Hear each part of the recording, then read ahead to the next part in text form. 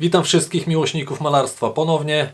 Dzisiaj postanowiłem namalować taki obraz, który wydaje mi się, że świetnie się wkomponuje do każdego salonu, czyli wznoszenie toastu przy użyciu whisky. Zacząłem tradycyjnie od przygotowania szkicu, który następnie spryskałem fiksatyną, żeby grafit z ołówka się nie rozmazywał. Zdecydowałem, że nie będę tutaj robił takiej chudej warstwy podmalunkowej, tylko namaluję ten obraz w dwóch warstwach, takich bardziej tłustych. Czyli robiąc pierwszą warstwę, będę starał się nakładać farbę nierozcieńczoną, ewentualnie z odrobiną olejku lnianego, a następnie po wyschnięciu pierwszej warstwy dodam kolejną, zwiększając nieco ilość olejku. Malowanie zacząłem od zaznaczenia sobie najbardziej zacienionych miejsc przy użyciu raf umbry oraz czerni kostnej i stopniowo przechodzę do tych bardziej oświetlonych, dodając sienny palonej, wzbogacając ją niedużą ilością bieli tytanowej.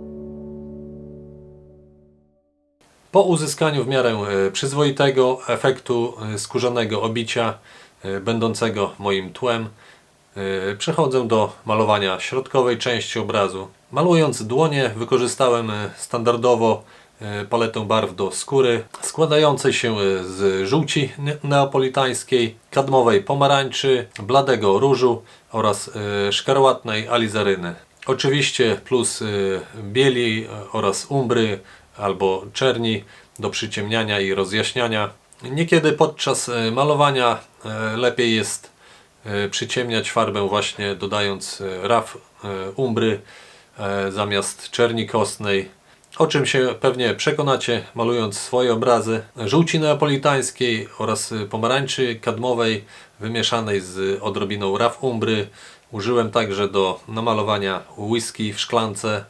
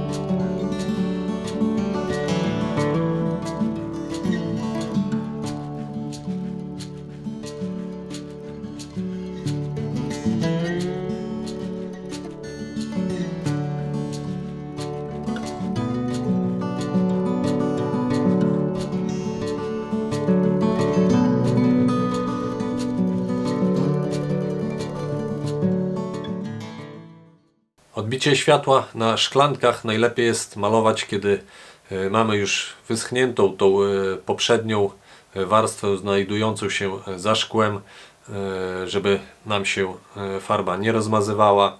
Rozcieńczamy wtedy tylko białą farbę w olejku lnianym i przy użyciu jakiegoś płaskiego, niedużego pędzelka robimy takie delikatne smugi poprzez zdecydowane i szybkie pociągnięcia. Ja nie chciałem czekać na wyschnięcie farby, tylko od razu sobie pozaznaczałem wstępnie te odbicia.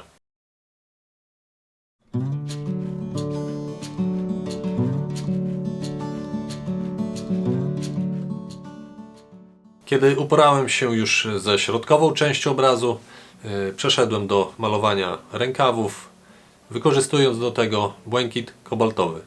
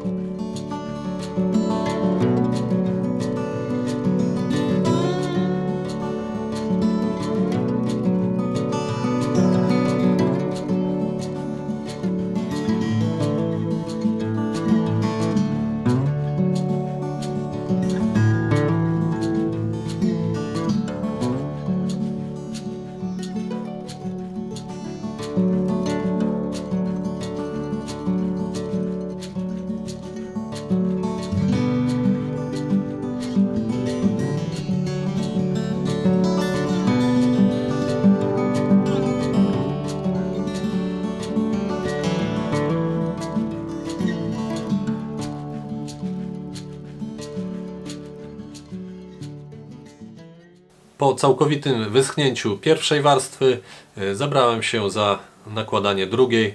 Przy nakładaniu drugiej warstwy dodawałem już nieco więcej olejku lnianego do farby, aby ją bardziej rozcieńczyć, i starałem się zwiększyć kontrast w moim obrazie i dodać nieco więcej szczegółów do całej kompozycji, ale też bez większej przesady. Czasami właśnie ten brak wyrazistości dodaje obrazowi całego uroku.